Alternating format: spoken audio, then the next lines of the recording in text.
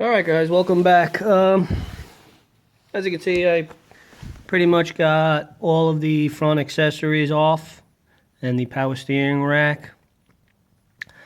So now we have full access to the harmonic balancer bolt, timing chain cover. So I guess what I'm going to do today is we're going to get the harmonic balancer off first, and then we'll start working on the motor. We'll get rid of all these coil packs, disconnect some of these PVC vent lines,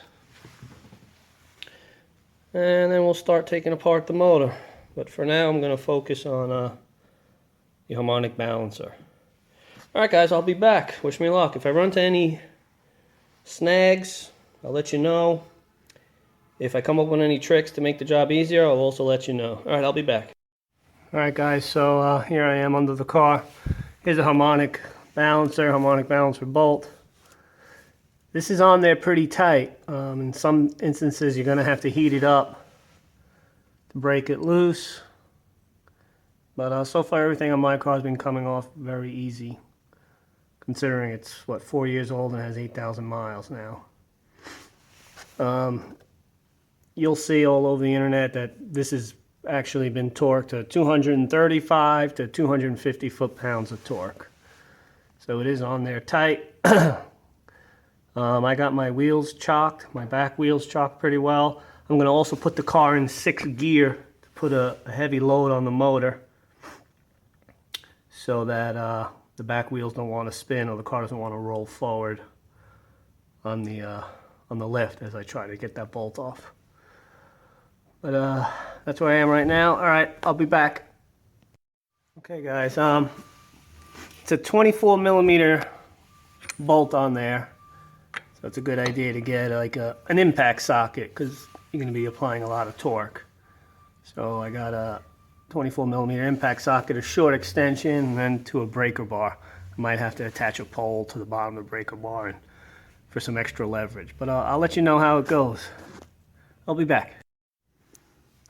Alright guys, so this is how I did it. I took a pipe 2.5 feet long approximately, just put it on the breaker bar and I turned it. The motor turned very slightly, and the car did start to lunge forward, just a little. Nothing to be too concerned about, but make sure your wheels are all chocked well. Put in 6th gear and just take your time. So the bolt is loose now. I'll show you guys something.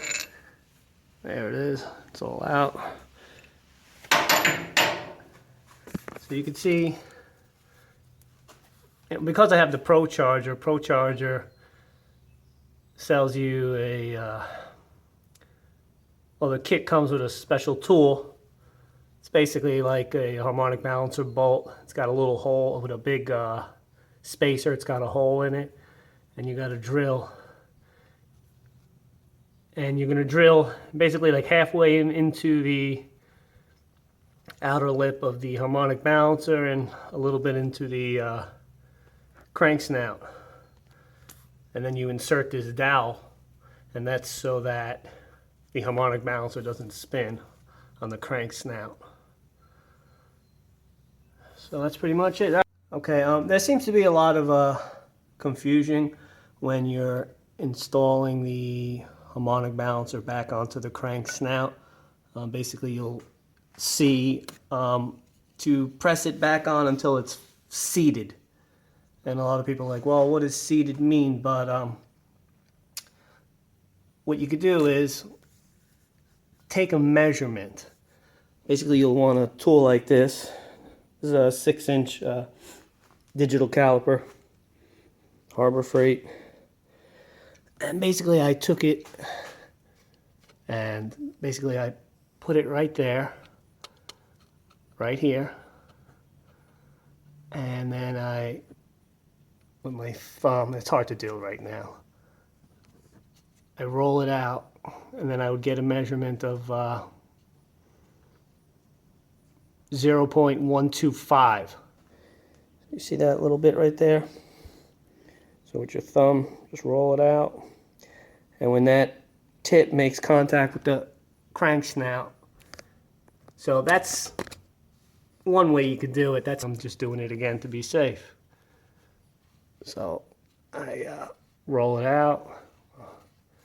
My thumb, okay, just make contact.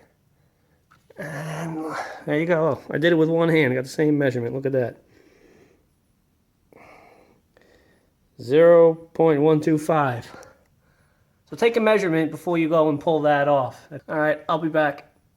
I just want to show you guys. I'm going to use the 4-inch puller, just a three-arm puller.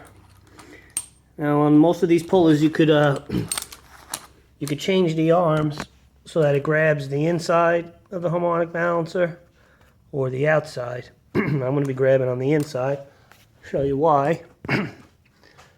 You don't have any room to grab from the outside. The harmonic balancer is pretty much tight up against the timing chain cover. So you're going to grab it from the inside. But honestly, this is where GM wants you to grab the harmonic balancer, because you can see they have slots. And they're notched on all three sides. So you're going to put your 3-arm puller on the inside and pull it out. All right, let me get that set up and I'll be back. All right, so I've got a socket attached to the end of the harmonic balancer puller.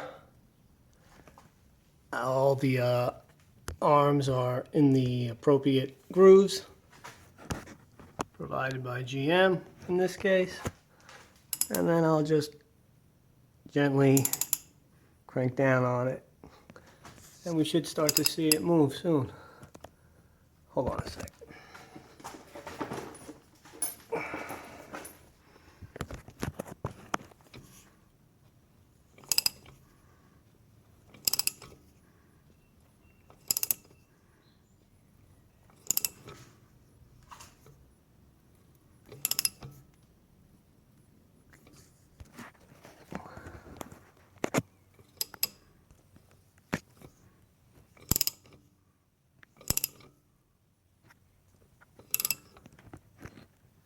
I had to pause for a second there, the battery died in the camera.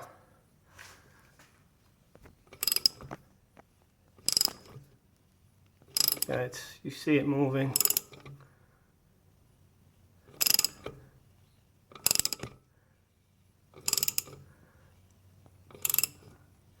It's not really taking much force, so I'm just taking my time, doing it very gently.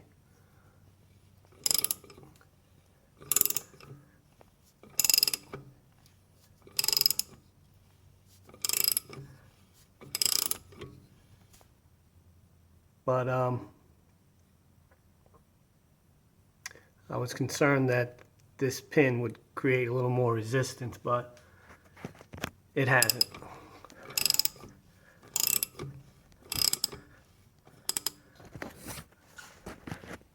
Alright, so that's basically it. I don't want to bore you guys, but that's how you get it off. Alright guys, so I ran into a snag. The 4-inch puller ran out of threads. It bottomed out. And yes, you can adjust the arms. And at first I did.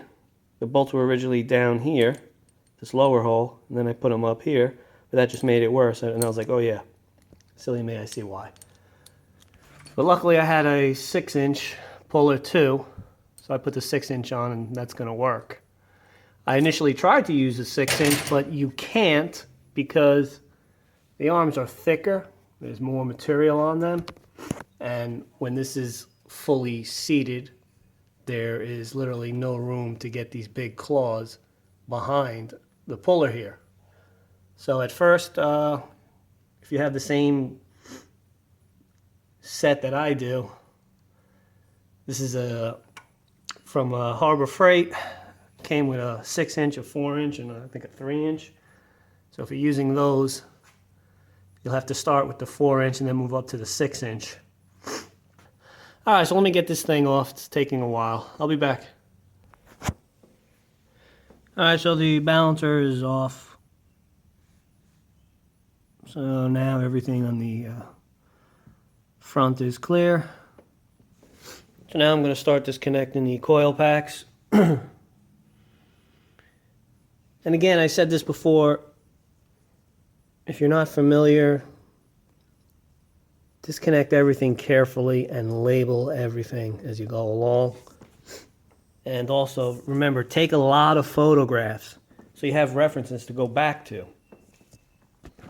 So take photographs of everything. And then label everything if you have to. You know, even though I remember where everything goes, I still labeled them because I'm taking my time, I'm not rushing, and I don't know when I'm going to finish or when I'm going to come back to it. But hopefully this weekend I'll get everything off the motor, and then the only thing down in this engine compartment will be the lower end. Alright, so I'll be back.